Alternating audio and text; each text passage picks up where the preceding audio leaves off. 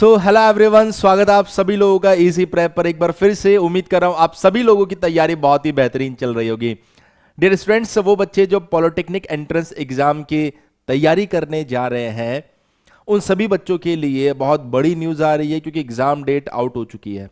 किन बच्चों के लिए एग्जाम डेट आउट हुई है मैं आपको बता देता हूं। यहाँ पर वो स्टूडेंट्स जो पॉलिटेक्निक एंट्रेंस एग्जाम में लेटरल एंट्री के थ्रू एडमिशन लेना चाहते हैं, उनके लिए यहां पर नोटिफिकेशन आया है। अगेन मैं बताऊंगा, यहां पर जो नोटिफिकेशन है वो है diploma entrance competitive examination lateral entry, यानी कि DECE की बात हो रही है। यहां पर बहुत सी बार बच्चा कंफ्यूज हो जाता है कि सर मैं 10th करके डिप्लोमा में पॉलिटेक्निक करना चाह रहा हूं, तो क्या ये मेरे लिए? नहीं, ये उन बच्चों के लिए है जिन्होंने 12th किया है और अब वो डायरेक्ट लेटरल एंट्री में सेकेंड ईयर में एडमिशन लेना चाहते हैं, या फिर उन बच्चों के लिए जिन्होंने 10th के बाद ITI कर लिया है, अब वो डिप्लोमा में सेकेंड ईयर के अंदर एडमिशन लेना चाह रहे हैं, उनके लिए नोटिफिकेशन आया है।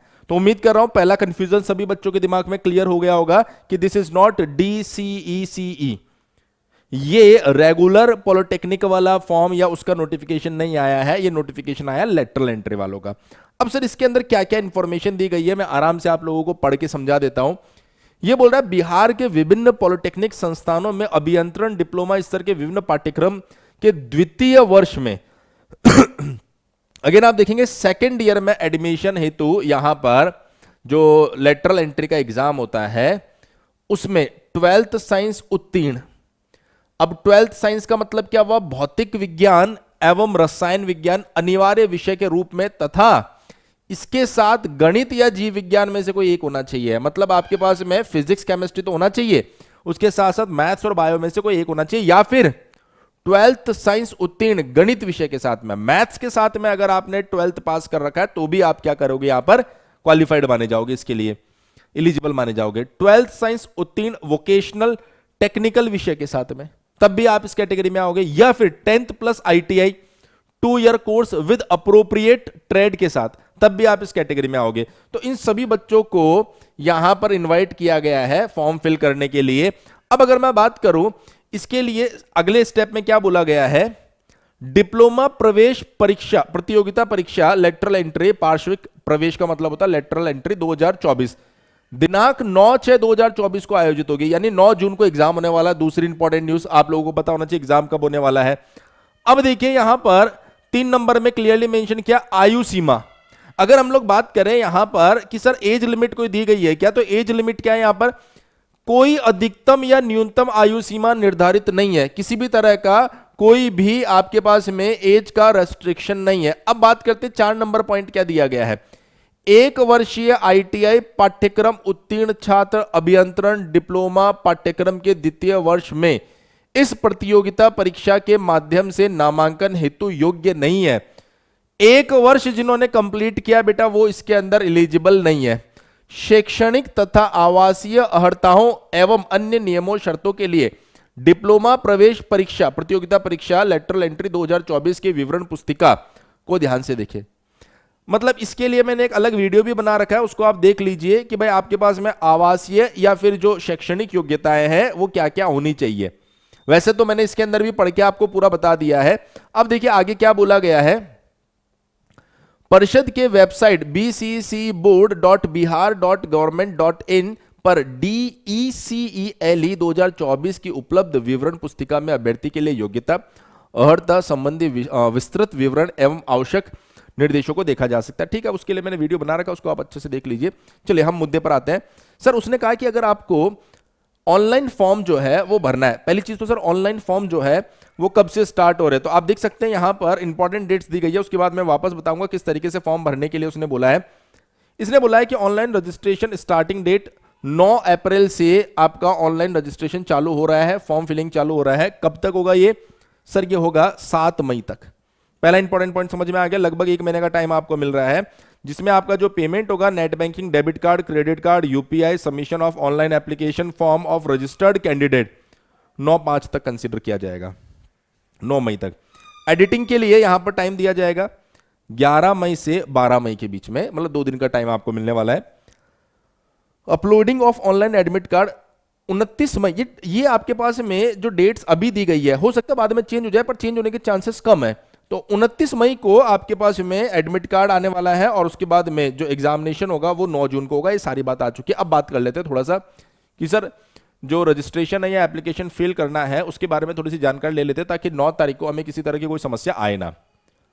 अब देखिए यहां पर जो फॉर्म फिलिंग के लिए यहां पर बताया गया, सबसे पहले स्टेप नंबर 1।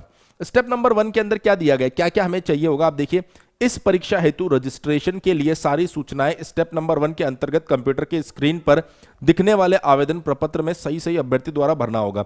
मतलब जब आप रजिस्ट्रेशन करने जाएंगे तो वो जो चीजें मांग रहा है ना वो आपको प्रोवाइड करना पड़ेगा। क्या क्या पूछेगा वो देख लेते हैं एक बार। अभ्यर्थी रजिस्ट्रेशन करने के समय यह ध्यान रखें कि वह अपना ईमेल आईडी, मोबाइल नंबर का इस्तेमाल कर रहे हो, क्योंकि रजिस्ट्रेशन से संबंधित सभी जानकारियां उसी ईमेल आईडी, मोबाइल नंबर पर भेजा जाएगा।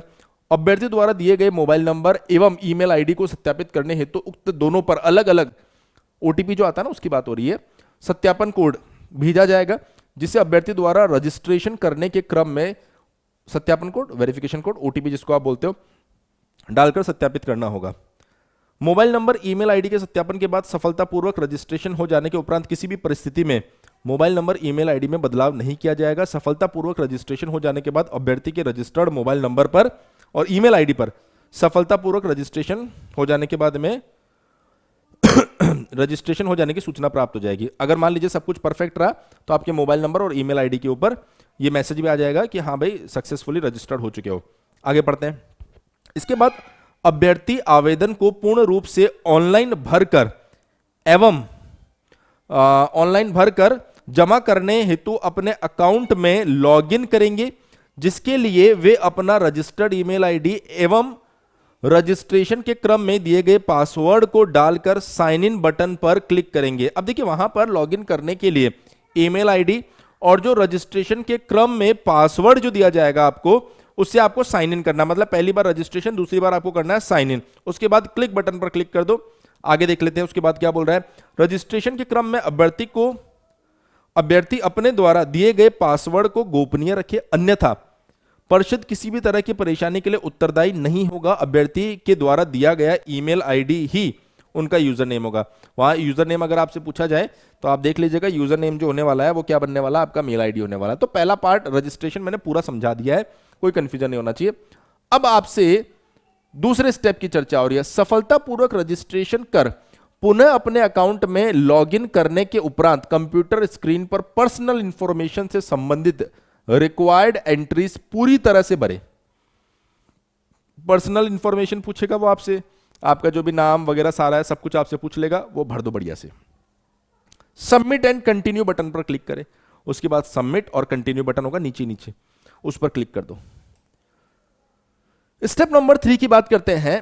अब देखिए यहां पर पर्सनल इंफॉर्मेशन भरने के बाद में स्टेप नंबर 3 पर आपको जाना। आई थिंक ये प्रॉपर विजिबल होगा, फिर भी मैंने थोड़ा सा और जूम कर दिया है। Step number 3, upload photo and signature. Personal information भरने के बाद अभ्यर्थी अपना उच्च कंट्रास्ट का रंगीन पासपोर्ट साइज फोटो, बहुत सी बार बच्चे को कंफ्यूजन होता है सर कैसा फोटो यूज करना है, तो उसने बोला कलर्ड पासपोर्ट साइज फोटो, अपना हिंदी एवं अंग्रेजी में हस्ताक्षर कर कंप्यूटर स्क्रीन में दिए गए निर्देश के अनुसार स्कैन कर निर्धारित स्थान पर अपलोड करें। हिंदी एवं इंग्लिश दोनों में बोला है, स्कैन करना है फिर अपलोड करना है, ठीक है। फोटो प्लेकार्ड के साथ जिस पर आवेदक का नाम तथा फोटो खिंचवाने की तिथि अंकित हो, ध्यान रखना उस पे नाम भी होना चाहिए फोटो पे और किस दिन फोटो खिंचवाया उसकी डेट भी होनी चाहिए। निर्धारित स्थान पर फोटो एवं हस्ताक्षर करने के बाद में सबमिट एंड कंटिन्यू। जो स्टेप नंबर 2 है उसमें फोटो जाएगा और सिग्नेचर जाएगा, और यहां पर बता दिया गया किस तरह का फोटो होना चाहिए, किस तरह का सिग्नेचर होना चाहिए। सिग्नेचर भी देखो यहां पर बोला गया है अपना हिंदी एवं अंग्रेजी में हस्ताक्षर दोनों में चाहिए होंगे। फोटो जो होगी उसके नीचे नाम होगा और डेट होगा। आई थिंक बात समझ में आ गई होगी आपको step number 3। Step number 4, scan किया हुआ फोटो एवं हस्ताक्षर अपलोड करने के बाद में अभ्यर्थी अपनी शैक्षणिक योग्यता संबंधित सूचनाओं को कंप्यूटर स्क्रीन पर आवश्यकता अनुसार भर सबमिट एंड कंटिन्यू क्लिक करें। सर शैक्षणिक योग्यता है भाई, आपने 12th किया है उसकी डिटेल पूछ सकता है वो, 10th प्लस ITI है तो उसकी डिटेल आपसे पूछ सकता है, वो आपको फिल करना है। स्टेप नंबर 5, एजुकेशनल इंफॉर्मेशन भरने के बाद में अभ्यर्थी द्वारा दी गई सूचनाओं को अच्छी तरह जांच ले। प्रीव्यू के अंदर क्या होता है आपको एक बार चेक करना होता है। यदि जांच के क्रम में स्टेप 2, स्टेप 3, स्टेप 4 में दी गई सूचनाएं गलत पाई जाती है तो अभ्यर्थी अपने उस सूचनाओं को बैक टू एडिट बटन पर क्लिक करके अपने इंफॉर्मेशन को सुधार कर सकता है। चलिए, तो वो बोल रहा है कि अगर मान लीजिए कि स्टेप 2 और स्टेप 3 और स्टेप 4 में कोई भी किसी भी तरह का एरर या कुछ भी आपको गलती लग रही है तो बैक टू एडिट बटन पर क्लिक कीजिए और उसके बाद में उसमें एडिटिंग कर सकते हैं, फिर सबमिट एंड कंटिन्यू बटन पर क्लिक करें ताकि आपके द्वारा पुनः दिए गए सूचनाएं अपडेट हो सके। क्लियर है? तो जो भी गलती अगर हुई है तो आप उसको अपडेट कर दीजिए, वो वापस ऑटोमेटिकली अपडेट हो जाएगी।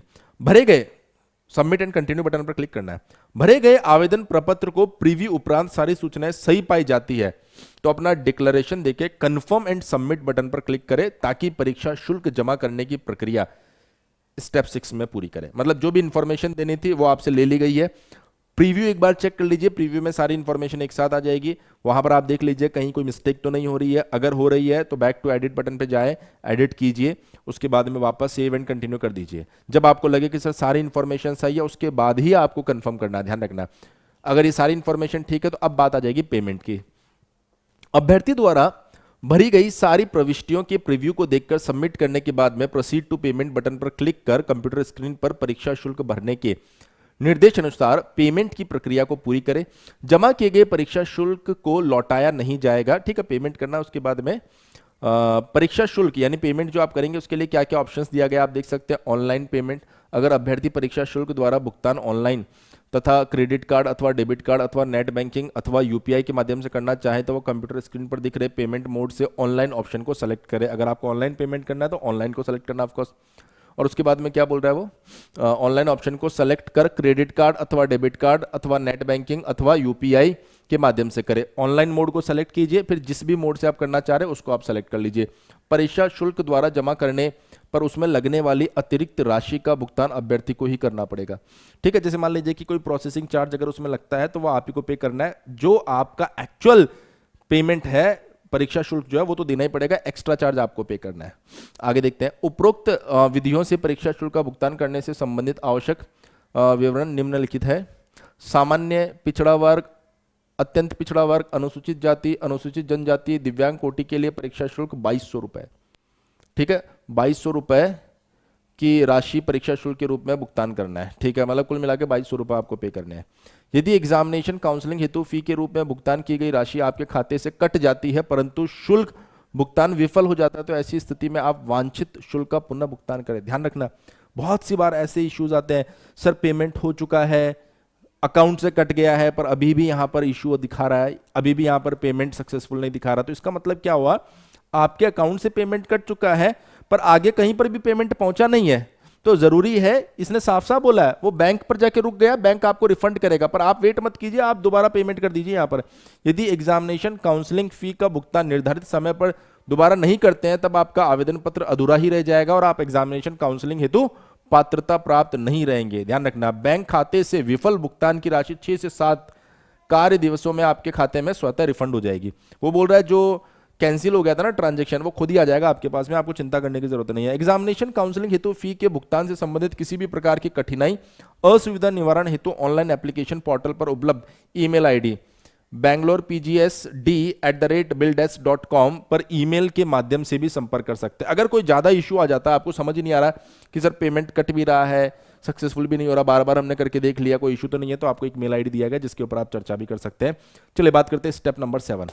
अब बोल रहा है 7 नंबर स्टेप में क्या बोला गया, परिषद द्वारा निर्धारित तिथि एवं समय तक भुगतान करने के बाद अभ्यर्थी अपने द्वारा भरे गए आवेदन प्रपत्र की हार्ड कॉपी पार्ट ए एवं पार्ट बी डाउनलोड कर प्रिंट निकाल अपने पास सुरक्षित रख ले, क्योंकि उसमें आपके द्वारा भरी गई सारी प्रविष्टियां एवं परिषद द्वारा उपलब्ध कराया गया रजिस्ट्रेशन नंबर होगा जिसका उपयोग काउंसलिंग के समय या भविष्य में आपके द्वारा किया जा सकता है। वो बोल रहा है वहां पर पार्ट ए और पार्ट बी 2 पार्ट वहां पर दिखाए जाएंगे, उनको डाउनलोड करके उनका प्रिंट अपने पास रख लीजिए, क्योंकि उस पर रजिस्ट्रेशन नंबर रहेगा जो फ्यूचर में काउंसलिंग के टाइम भी काम आएगा और हो सकता है किसी और जगह पर भी आपको जरूरत पड़ जाए। कुछ नोट करके दिया गया है, एक बार देख लेते हैं क्या बोल रहा है। नोट में क्या दिया गया है, डाउनलोड किए गए आवेदन प्रपत्र की हार्ड कॉपी को परिषद कार्यालय में भेजने की आवश्यकता नहीं है। जो आपने प्रिंट करवाया ना उसको कहीं नहीं भेजना है। इस प्रपत्र को काउंसलिंग के समय परिषद को उपलब्ध कराना अनिवार्य है, इसलिए अभ्यर्थी इस प्रपत्र को सुरक्षित रख ले। वो बोल रहा है कि काउंसलिंग के टाइम पर इसकी जरूरत पड़ेगी। उपरोक्त सारी प्रक्रियाओं को पूरी करने के बाद अंतिम रूप से ऑनलाइन एप्लीकेशन फॉर्म सबमिट करने के बाद एप्लीकेशन फॉर्म में परिवर्तन संशोधन का प्रावधान नहीं है। अब आप चेंज नहीं कर पाओगे उसके अंदर, अगर आपने सब कुछ सबमिट कर दिया है तो। अभ्यर्थी द्वारा नोट कर ले कि एप्लीकेशन फॉर्म के सबमिशन के बाद इसे न तो विड्रॉ किया जा सकेगा, न ही जमा किए गए परीक्षा शुल्क को रिफंड या चार्ज बैक का अनुरोध स्वीकार किया जाएगा। एक बार पेमेंट हो चुका है, सबमिट हो चुका है, तो वापस कुछ नहीं मिलेगा। इंटरनेट या पोस्टल या बैंकिंग व्यवधान के लिए परिषद उत्तरदायी नहीं है। अगर आप कहीं पर बैठ के इंटरनेट यूज कर रहे हैं, वहां के इंटरनेट में कोई इश्यू आ रहा है जिसकी वजह से एप्लीकेशन में दिक्कत आ रही है, तो only and only you are responsible, ऐसा ये बोल रहे हैं। इनकी कोई जिम्मेदारी नहीं है। अतः अभ्यर्थी अंतिम तिथियों का इंतजार नहीं करेंगे और उसके पूर्व सभी प्रक्रिया को पूरा कर ले। लास्ट डेट का वेट ना करे, जल्दी से जल्दी फॉर्म की सारी प्रक्रिया को क्या कर दे बेटा, पूरा कर दे। अब जरा बात कर लेते हैं 6 नंबर पॉइंट में क्या दिया गया है। यदि अभ्यर्थी को ऑनलाइन एप्लीकेशन फॉर्म भरने के उपरांत पता चलता है कि आवेदन पत्र भरने में कोई सूचना, फोटो, हस्ताक्षर अपलोड करने में गलती हुई है, तो उसे सुधार करने के लिए एडिट करने का मौका दिया जाएगा। एडिटिंग विंडो दी जाती है, 11 और 12 मई को दिया गया है। ठीक है सर। ऑनलाइन एप्लीकेशन फॉर्म में सुधार केवल वैसे अभ्यर्थी कर पाएंगे जिन्होंने निर्धारित तिथि तक अपना ऑनलाइन एप्लीकेशन फॉर्म पूर्ण रूप से भरकर सफलतापूर्वक परीक्षा शुल्क जमा कर दिया है। आप में से कोई ऐसा बच्चा है जो पेमेंट सक्सेसफुल नहीं कर पाया और वो सोच रहा है कि सर 11 और 12 को मैं एडिट कर लूंगा? नहीं, जिनका एप्लीकेशन फॉर्म परफेक्ट तरीके से सबमिट हुआ है सिर्फ वही उसमें एडिटिंग कर पाएंगे। अभ्यर्थी अपने ऑनलाइन एप्लीकेशन फॉर्म में सुधार करने हेतु एप्लीकेशन के होम पेज पर जाकर साइन इन बटन को क्लिक कर अपने ईमेल आईडी पासवर्ड डाले, सबमिट बटन पर क्लिक कर अपने अकाउंट में लॉगिन करे, आवश्यक सुधार कर सबमिट एंड कंटिन्यू बटन पर क्लिक कर दे, ताकि आपके द्वारा एडिट किए गए एंट्रीज अपडेट हो सके एवं पुनः एडिटेड आवेदन प्रपत्र की हार्ड कॉपी पार्ट ए और पार्ट बी दोनों को डाउनलोड करके प्रिंट निकालकर अपने पास सुरक्षित रख ले, क्योंकि अब फ्यूचर में ये एडिटेड पार्ट काम आएगा। बहुत सी बार बच्चा एडिट कर देता है पर सेव करना भूल जाता है, तो सेव एंड कंटिन्यू जरूर ध्यान रखें, सबमिट एंड कंटिन्यू हमेशा ध्यान रखें। तो ये पूरा प्रोसेस जो नोटिफिकेशन आया वो मैंने बहुत अच्छे तरीके से बता दिया है। ओवरऑल अगर बेटा मैं कहानी की समरी आपको समझाऊं तो 60 दिन आपके पास में बचे हैं, और इन 60 दिन में अगर आप DECE एग्जामिनेशन की तैयारी करना चाहते हैं ना, तो बड़े अच्छे तरीके से आप तैयारी कर सकते हैं, लेकिन 60 दिन डेडिकेशन से आपको लगना होगा, अदरवाइज आप नहीं कर पाएंगे।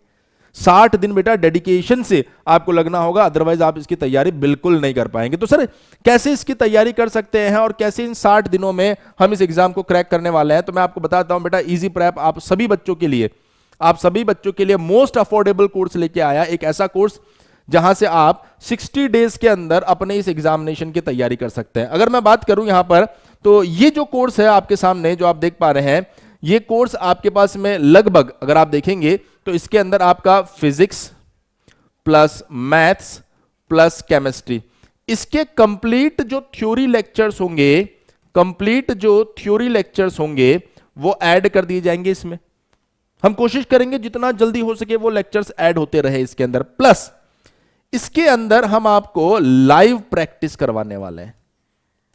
वो लाइव प्रैक्टिस क्यों करवाने वाले हैं? ताकि इस थ्योरी को पढ़कर आप बहुत अच्छे तरीके से उसकी प्रैक्टिस कर सके। अब बात यह आती है कि सर कब लाइव होगा और कब रिकॉर्डेड करना है, तो पहले हम कुछ लेक्चर्स अपलोड कर रहे हैं, आप चाहे तो एप्लीकेशन पर जाके उनके डेमो लेक्चर्स देख सकते हैं।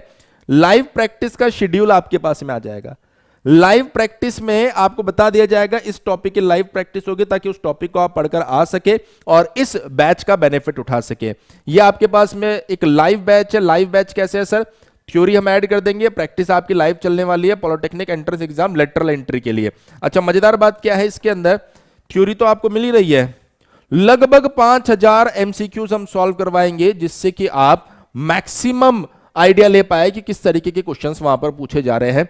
PDF नोट्स जो भी पढ़ाया जाएगा, थ्योरी के नोट्स भी हमने उसमें ऐड कर रखे हैं, और जो लाइव प्रैक्टिस करवाएंगे उसके नोट्स भी हम उसके अंदर ऐड कर देंगे। PYQ सॉल्व करवाए जाएंगे, जो भी मेमोरी बेस होंगे, जो भी हमारे पास अवेलेबल होंगे, उनको हम जरूर सॉल्व करवाएंगे। आप इसको मोबाइल और लैपटॉप दोनों के अंदर देख सकते हैं। 24/7 टेक्निकल सपोर्ट भी आपको मिलने वाला है। 10 तारीख से यह बैच आपका लॉन्च हो रहा है, और अर्ली बर्ड्स जो 999 रुपए का बैच है बेटा, वो सिर्फ और सिर्फ 499 रुपीज में आपको दिया जा रहा है। अगर मान लीजिए आपको इससे रिलेटेड किसी भी तरह की कोई भी क्वेरी आ रही है, तो हमारे हेल्पलाइन नंबर 7014639318 के ऊपर आप कॉल कर लीजिए, या फिर डिस्क्रिप्शन में इजी प्रेप एप्लीकेशन का लिंक दिया गया है बेटा, उस एप्लीकेशन के लिंक से एप्लीकेशन को डाउनलोड कीजिए, स्टोर पे जाके खुद से आप कोर्स को सर्च करके उस कोर्स को देख सकते हैं अच्छे से। बहुत बेहतरीन कोर्स है, क्वालिटी कंटेंट आपको प्रोवाइड किया गया है, बढ़िया से आप उसको देखिए। इसके साथ साथ मैं आपको बता देता हूं, डिस्क्रिप्शन में एक गूगल फॉर्म भी हमने रखा है। अगर आप चाहते हैं कि हमारा एग्जीक्यूटिव आप तक अप्रोच करे, उस गूगल फॉर्म को फिल कर दीजिए, हमारी टीम आपको अप्रोच कर लेगी। उम्मीद कर रहा हूं आज की इन्फॉर्मेशन बहुत अच्छी लगी होगी आपको, बहुत मजेदार रही होगी आपके लिए। इसी तरह के लेटेस्ट अपडेट के लिए बने रहिए इजी प्रेप यूट्यूब चैनल पे। Once again thank you so much.